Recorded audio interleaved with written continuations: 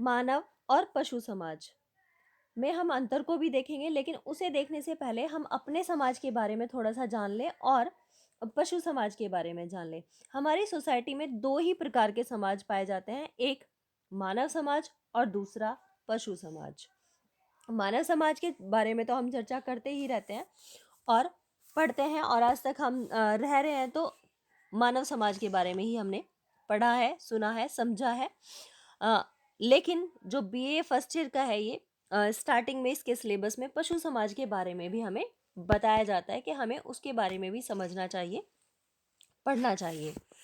तो समाज का जो वर्गीकरण है उसे 2 भागों में विभाजित किया गया है, एक है पशु समाज और दूसरा मानव समाज। जैसा कि मानव हम हैं तो हम जानते हैं कि मानव समाज हमसे रिलेट करता है, हमारा खाना-पीना, हमारा रहन-सहन, हमारा जीवनचर्या, हमारी संस्कृति, हमारे संस्कार या फिर हमारा समाजीकरण, वो अलग होता है और पशुओं का थोड़ा हमसे भिन्न होता है। जैसे जो पशु समाज है उसमें अ, कोई भी बच्चा जैसे ही जन्म लेता है तो तुरंत माँ का दूध पीना शुरू कर देता है या फिर तुरंत से खड़ा हो जाता है। या जो मानव समाज है उसमें बच्चे के समाजीकरण में समय लगता है, तो वो जैविक के कम जैविक होता है। उसे आचरण, व्यवहार, प्रतिमान, अधिक से अधिक सारी चीज़ें सीखने के लिए हमें संस्कृति और अ, बहुत सारी जो समाजीकरण है उसकी आवश्यकता पड़ती है, हमारे बड़ों की आवश्यकता पड़ती है। लेकिन पशु समाज में ऐसा नहीं है, वो हमसे भिन्न होते हैं। जी मैम।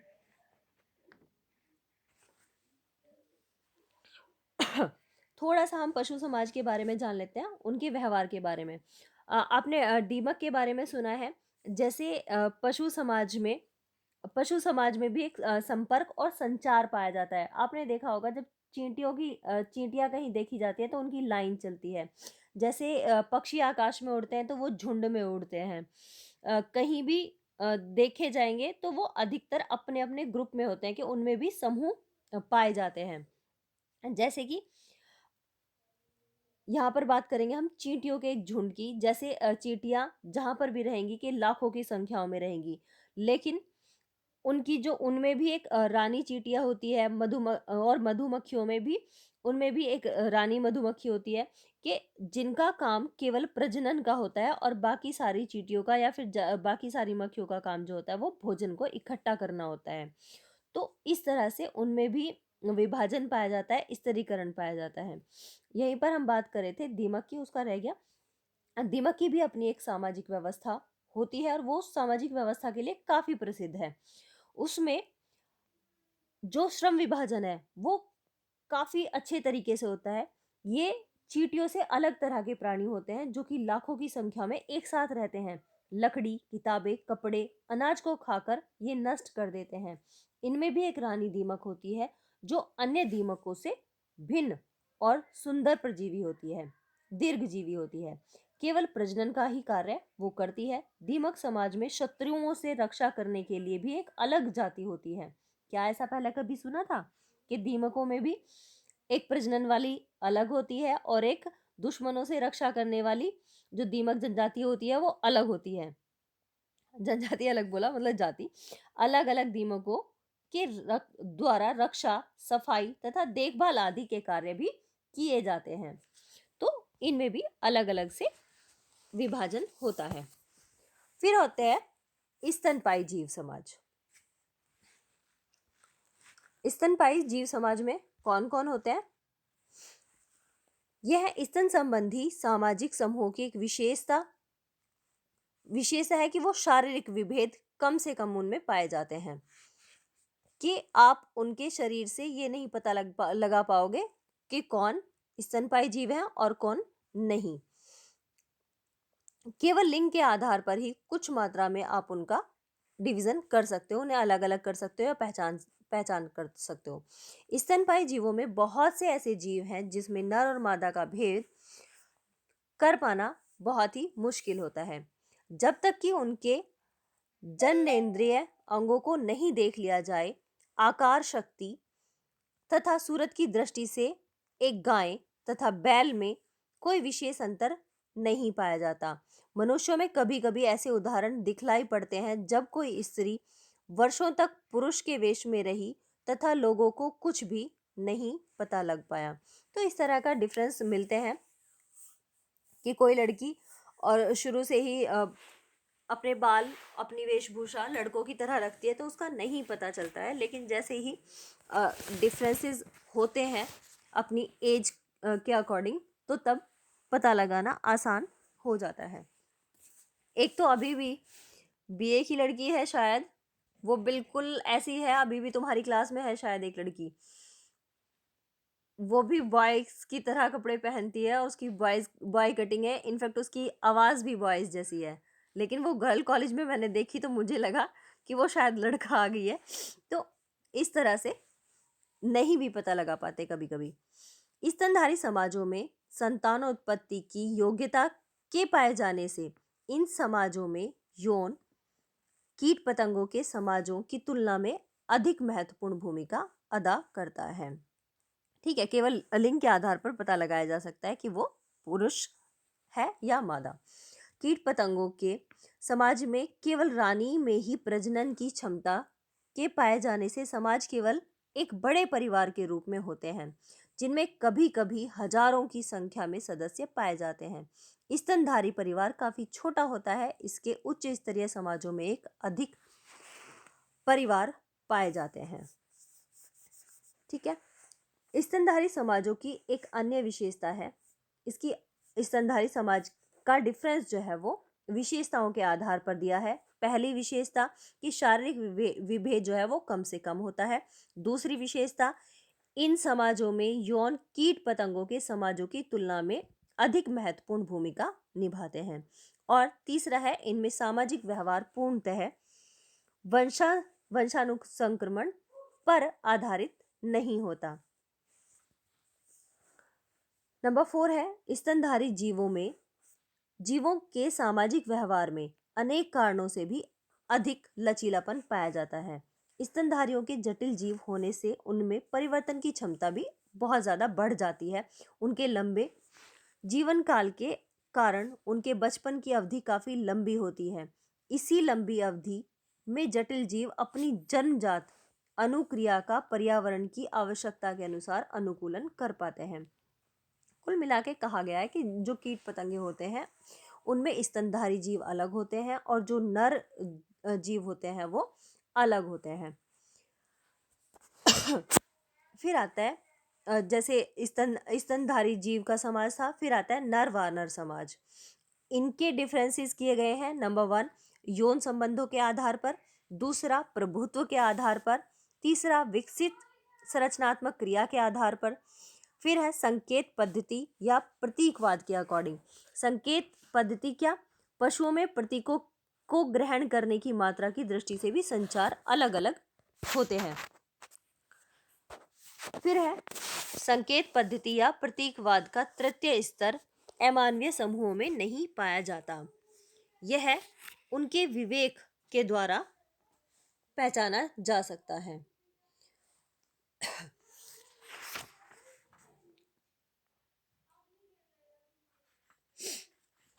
ये चीज़ें इतनी इम्पोर्टेंट नहीं थी जैसे स्तनधारी जीव, केवल आप इसमें थोड़ा सा इसको डिफाइन कर सकते हो कि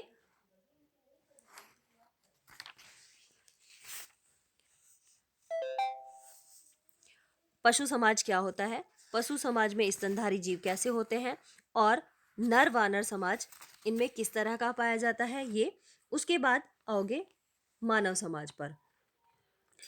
और सबसे बड़ी बात, जब तुम इनमें अंतर डिफाइन करोगे, अभी मानव समाज के बारे में थोड़ी सी बात करते हैं और ज़्यादा से ज़्यादा चर्चा करेंगे इनके अंतर पर, क्योंकि वही बेसिक है, वही मेन है। मानव समाज का जैविक आधार क्या होता है? शरीर की रचना। शरीर के दृष्टिकोण से मानव और पशु समाज में कोई अंतर नहीं पाया जाता। यही कारण है कि मनुष्य शरीर को समझने के लिए वैज्ञानिक अपनी प्रयोगशाला में अनेक जीवधारियों की चीर-फाड़ करते हैं। आपने देखा होगा जब साइंस में या फिर डॉक्टरेट के लिए कुछ भी करने की ज़रूरत लोगों उनको पड़ती है किसी भी एक्सपेरिमेंट की, तो किसी भी जानवर को पकड़ लिया जाता है और उन पर एक्सपेरिमेंट किया जाता है। कि सबसे पहले तो मेंढक को लिया जाता है, उस पर एक्सपेरिमेंट, चूहे पर एक्सपेरिमेंट, चिंपांजी पर एक्सपेरिमेंट, बंदर पर एक्सपेरिमेंट, क्योंकि इनकी शरीर की बनावट बिल्कुल मानवों से मिलती जुलती होती है। मतलब कि वही चीज़ें वहाँ हैं और वही वहाँ के ब्लड भी है, तो उनका भी रेड है और मानव का भी रेड है। तो यही कारण है कि मनुष्य शरीर रचना को समझने के लिए वैज्ञानिक अपनी प्रयोगशाला में अनेक जीवधारियों की चीरफाड़ करते हैं। मानव समाज में जैवीय आधार पर अनेक सामान्य बातें पशु समाज के समान ही पाई जाती हैं। मानव समाज तथा पशु समाज में समान रूप से नर मादा पाए जाते हैं। ठीक है। पशुओं के समान ही मनुष्यों में भी काम प्रवृत्ति पाई जाती है। इसकी प्राप्ति का प्रयत्न पशुओं के समान ही मनुष्यों द्वारा किया जाता है। दोनों में समान प्रजनन प्रक्रियाओं के पाए जाने के कारण दोनों ही प्रकार के समाजों का अस्तित्व बना रहता है। जीवधारियों तथा मनुष्यों में समान रूप से ज्ञानेंद्रियां पाई जाती हैं, जिनके मतलब कि सोचने समझने की शक्ति बस बोलने की नहीं होती, बाकी वो सोचते भी हैं, समझते भी हैं, महसूस भी करते हैं, उन्हें चोट भी लगती है, ठंड भी लगती है, तो उन सब में ये चीज़ें पाई जाती हैं, जिनके माध्यम से वे ज्ञान अर्जित कर पाते हैं। दोनों में मानसिक आधार पर भी समानताएं पाई जाती हैं। पशु हो या मनुष्य, दोनों में भय, शोक, आशा, निराशा, दुख, सुख, प्रेम, क्रोध, ये सभी पाए जाते हैं। इस प्रकार से यह क्लियर हो जाता है कि जैवीय दृष्टिकोण से पशु समाज और मनुष्य समाज के आधारभूत तत्वों में कोई विशेष अंतर नहीं है। यद्यपि जैविकीय आधार पर इन दोनों समाजों में काफी समानताएं पाई जाती हैं, फिर भी कुछ विशेषताएं हैं जो इन्हें अलग अलग करती हैं। तो अब तक हमने इनकी समानताएं देखी कि पशु समाज और मानव समाज किस प्रकार से एक जैसा है। पहले पशु समाज के बारे में जाना कि वो किस तरह से झुंड में रहता है, या एक साथ चलता है, या एक साथ भोजन इकट्ठा करता है, या फिर उनमें भी स्तरीकरण पाया जाता है। और दूसरा देखा कि वो जैविक के आधार पर किस प्रकार से मानव और पशु समाज दोनों एक जैसे हैं। अब करते हैं इनमें अंतर। मानव और पशु समाज में अंतर। बेसिक क्वेश्चन यही आता है, एग्जाम में भी अधिकतर यही पूछा जाता है कि क्योंकि मानव समाज और पशु समाज में जब हम अंतर करेंगे तो इनकी डेफिनेशंस, इनकी कैरेक्टरिस्टिक्स, ये सभी की सभी निकल कर इसमें आ जाती हैं। तो पहला पॉइंट है, ये सारी चीजें तुम लोग नोट कर सकते हो जो अंतर है। पहला अंतर आता है मानव और पशु समाज में शारीरिक अथवा प्राणी शास्त्रीय अंतर। कैसे? मानव समाज और पशु समाज शारीरिक रचना के आधार पर बहुत सारी भिन्नताएं हैं भी और बहुत सारी नहीं भी। पहले अब भिन्नताओं की बात कर लेते हैं। शारीरिक रचना को समझने के लिए वैज्ञानिक क्या करते हैं? बंदर, चूहे, कुत्ते, बिल्ली आदि जीवों की चीरफाड़ करते हैं। ठीक है। विभिन्न प्रकार के परीक्षण करते हैं और मानव और पशु दोनों ही विषम लिंगीय अर्थात नर और मादा होते हैं। दोनों में कामिच्छा पाई जाती है, दोनों में ही मस्तिष्क होता है, दोनों ही मनोवैज्ञानिक गुण, संवेदनशीलता होती है, प्रजनन की क्षमता होती है। एक राइटर है कॉलर, कॉलर कहते हैं कि बंदरों में भी मानव की भांति प्रेम, घृणा, सहयोग, सहानुभूति, भिन्नता, ईर्ष्या, प्रसन्नता, निराशा, मृत्यु होने पर दुख, सामूहिक एकता के भाव भी पाए जाते हैं।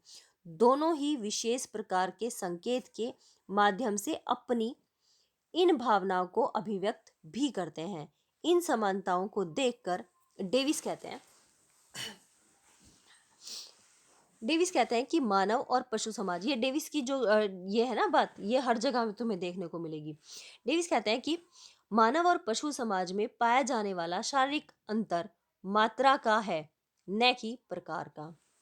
केवल थोड़ी मात्रा में अंतर पाया जाता है, ना कि बहुत सारे प्रकार का अंतर होता है। ठीक है, ये कहा है डेविस ने। शारीरिक आधार पर मानव और पशु समाज में पाए जाने वाले कुछ अंतर।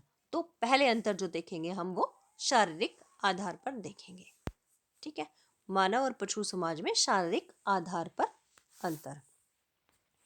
इसमें है, पहला अंतर है मस्तिष्क के विकास के आधार पर अंतर। मस्तिष्क के विकास के आधार पर अंतर।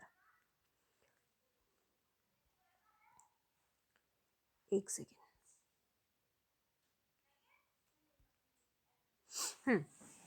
मस्तिष्क के विकास के आधार पर अंतर। इसमें है, अन्य जीवों की तुलना में मानव मस्तिष्क अधिक विकसित एवं जटिल है। ये सभी जानते हैं, क्योंकि हमें सोचने की, समझने की क्षमता, कार्य करने की क्षमता कहीं ज्यादा है। इसमें 10 अरब नाड़ियां होती हैं। किनमें? मस्तिष्क, मानव के मस्तिष्क में, जो प्रत्यक्ष या परोक्ष रूप से इसकी संरचना से संबंधित है। मस्तिष्क की, मानव की खोपड़ी की क्षमता 1450 सीसी है, जो सभी जीवों से अधिक है। ठीक है, किसी भी पशु से बहुत ज्यादा अधिक है। यही कारण है कि मानव मस्तिष्क अधिक विकसित, संगठित और संतुलित होता है। मानवेतर प्राणियों का मस्तिष्क न तो इतना विकसित ही है और न ही जटिल। चतुर से चतुर प्राणी का मस्तिष्क भी मानव मस्तिष्क के 1/3 भाग से अधिक विकसित नहीं होता। विकसित मस्तिष्क के कारण ही मानव हजारों प्रकार के आविष्कारों तथा संस्कृति का निर्माण करने में सक्षम हुआ है। इतने सारे पुल, इतने सारे bridge, metro, TV, computer, plane, इतनी सारी चीजों के जो आविष्कार हुए हैं वो मानव मस्तिष्क की ही देन है। क्योंकि मानव मस्तिष्क जो है वो पशु मस्तिष्क से कहीं ज्यादा अधिक है, कई गुना अधिक है। ठीक है, तो आप एक करोगे मस्तिष्क में अंतर।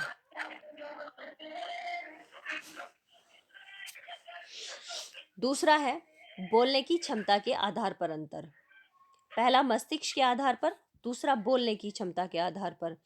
बोलने वाले शब्दों को मुझे बहुत ज़्यादा स्पष्ट करने की ज़रूरत नहीं है, क्योंकि हम सभी बोलकर अपनी भावनाएं व्यक्त कर सकते हैं। कुछ भी काम करने के लिए तरह तरह की आवाज़ें निकाल सकते हैं, संगीत बजा सकते हैं, और अपने आप को उन्नत बनाने के लिए हम बोलने का इनका सहारा लेते हैं, जबकि जानवर ऐसा नहीं कर सकते। थर्ड पॉइंट है खड़े होने की क्षमता के आधार पर अंतर। कोई भी पशु है वो सीधे खड़ा नहीं हो सकता, जबकि मानव जो है वो सीधे खड़े हो सकते हैं। पशुओं को अपने हाथ और पैरों दोनों पर ही खड़े होना पड़ता है, जबकि मानव अपने पैरों पर सीधे खड़े हो सकते हैं। ठीक है, फिर आता है नंबर 4, हाथों की बनावट। ये अरुण नाम से कौन ज्वाइन है? प्लीज लीव कर जाओ, या तो क्लास या फिर माइक ऑफ कर लो। हाथों की बनावट और क्रियाशीलता के आधार पर अंतर। मानव के दोनों हाथ स्वतंत्र रूप से क्रियाशील होते हैं, जबकि जबकि पशु समाज के जो हाथ हैं वो उन्हें खड़े होने में उन हाथों का यूज करना पड़ता है अधिक से अधिक। मानव हाथों से दूसरे काम कर सकता है, पैरों से दूसरे कर सकता है, या फिर पैरों पर खड़े रहकर अपने हाथों से काम कर सकता है, जबकि पशु ऐसा नहीं कर सकते। वो अलग बात होती है जब उन्हें ट्रेन किया जाता है। तो कुछ सर्कस वगैरह में कुछ ऐसे पशु होते हैं जो इस तरीके से ट्रेन हो जाते हैं कि वो बहुत आधार पर केवल पैरों पर खड़े भी हो जाते हैं और कई चीज़ें कर पाते हैं। तो वो उन्हें उनका एक समाजीकरण किया जाता है, उन्हें उस तरीके से तैयार किया जाता है। जैसे उच्च कोटि के बंदर जो होते हैं, बंदरों के हाथ में अंगूठे की स्थिति उंगलियों की सीध में ही होती है, अतः वे भी किसी वस्तु को मानव की तरह आसानी से और मजबूती से नहीं पकड़ सकते। तो इनमें इनकी वजह से भी बहुत सारे चेंजेस होते हैं, इतना लचीले उनके हाथ पैर नहीं होते। और बहुत सारी विशेषताएं हैं जो मनुष्यों को जानवरों से अलग करती हैं, पशुओं से अलग करती हैं। जैसे मनुष्य के होंठ छोटे व पतले होते हैं, जबड़ा व दांत छोटे होते हैं, जबकि पशुओं के बहुत ही बड़े होते हैं, और कई के तो ज़्यादा बड़े होते हैं। उन्हें अनाज खाना होता है, उन्हें चारा खाना होता है, उसके लिए भी उनके मुंह के अंदर की बनावट अलग होती है। शरीर पर, मानव के शरीर पर बाल कम होते हैं, जबकि पशुओं के शरीर पर बाल बहुत ज़्यादा होते हैं। ठीक है।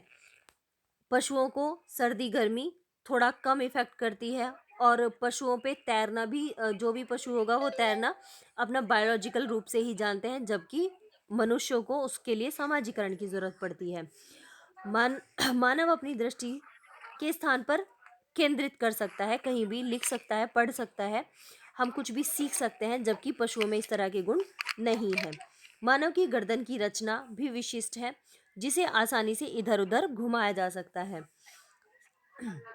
सभी नस्ल के मनुष्यों की शरीर रचना लगभग एक जैसी होती है, जबकि प्रत्येक जाति के पशु की शरीर की रचना विशिष्ट होती है। हाथी, घोड़ा, बंदर, कुत्ता, गधा, गाय, बैल के शरीर की रचना एक दूसरे से बिल्कुल अलग होती है। अभी तो ये थोड़े से नाम है, जैसे चींटी आएगी, मच्छर आएगा, मक्खी आएगी, ततैया आएगा, मतलब कीट पतंगे ही इतने अलग अलग तरीके के होते हैं कि उनमें आप जल्दी से पहचान भी नहीं पाओगे कि कौन क्या है, किस तरह का है। मेंढक है, सांप है, सांप में भी इतने सारे रूप हैं। तो और पशुओं के रंग, रूप, आकार और कई भेद ऐसे पाए जाते हैं। इससे क्लियर हो जाता है कि शारीरिक दृष्टिकोण से भी मानव और पशु समाज में बहुत सारी भिन्नताएं या डिफरेंसेस हैं, या फिर अंतर है। ठीक है। ये आते हैं, अभी जो हमने 5 तरह के अंतरों की बात की, ये आते हैं मानव और पशु समाज में शारीरिक व प्राणी शास्त्रीय अंतर के अंतर्गत। अब दूसरा पॉइंट आता है इसमें, मानव और पशु समाज में सामाजिक और सांस्कृतिक अंतर। सामाजिक और सांस्कृतिक अंतर के अंतर्गत क्या आएगा, इसमें आएगा कि पहले नंबर 1 है सामाजिक जागरूकता में अंतर।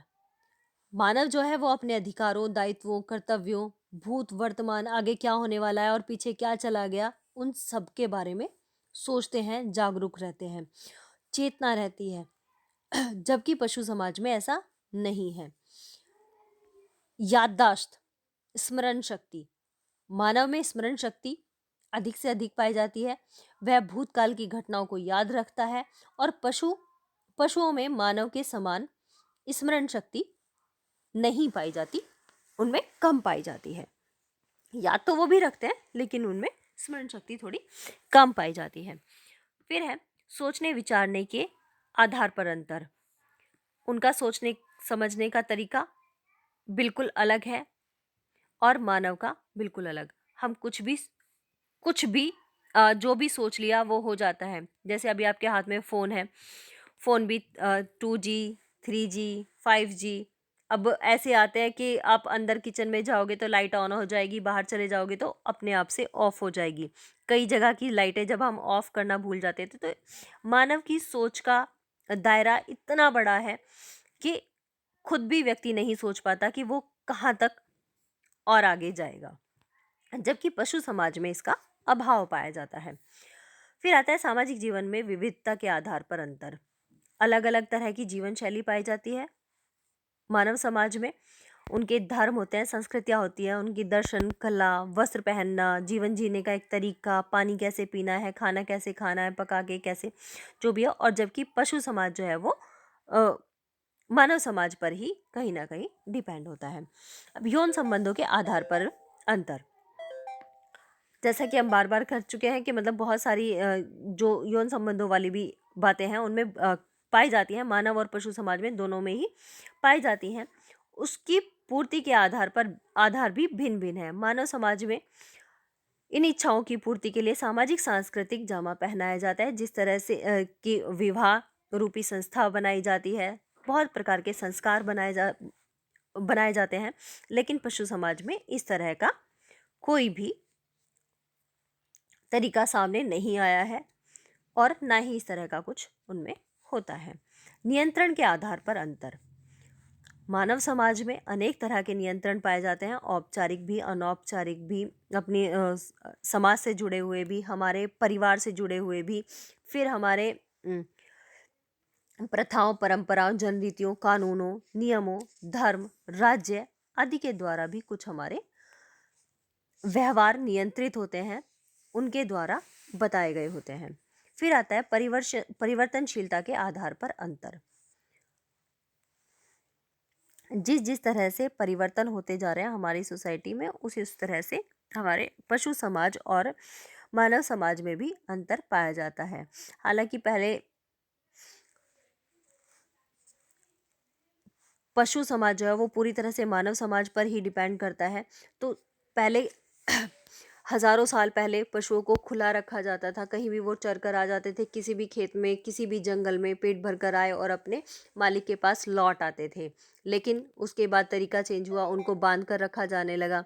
अब और भी तरीके चेंज हो रहे हैं कि उनको इस तरह के छोटे छोटे घर हो गए हैं कि उनको और भी ज़्यादा बाउंडेशंस में रखा जाने लगा। नीचे फर्श हो जाता है तो उस पर गद्दे बिछाकर तब उनको रखा जाता है। पहले कच्ची मिट्टी में ऐसे ही खुले में बंधे होते थे। तो बहुत सारे चेंजेस आए हैं। ठीक है, तो अब आता है भाषा और प्रतीक के आधार पर अंतर। भाषा और प्रतीक के आधार पर अंतर।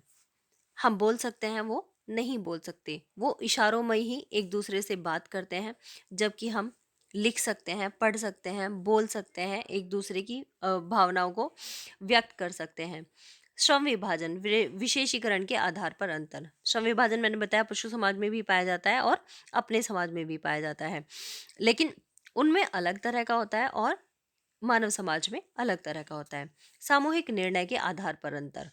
मानव बुद्धि तर्कयुक्त प्राणी है, उसके अकॉर्डिंग अकेला ही नहीं लेता, कोई भी निर्णय अकेला ही व्यक्ति नहीं लेता, बल्कि विचार विमर्श करता है और उसके बाद किसी भी निर्णय पर पहुंचते हैं।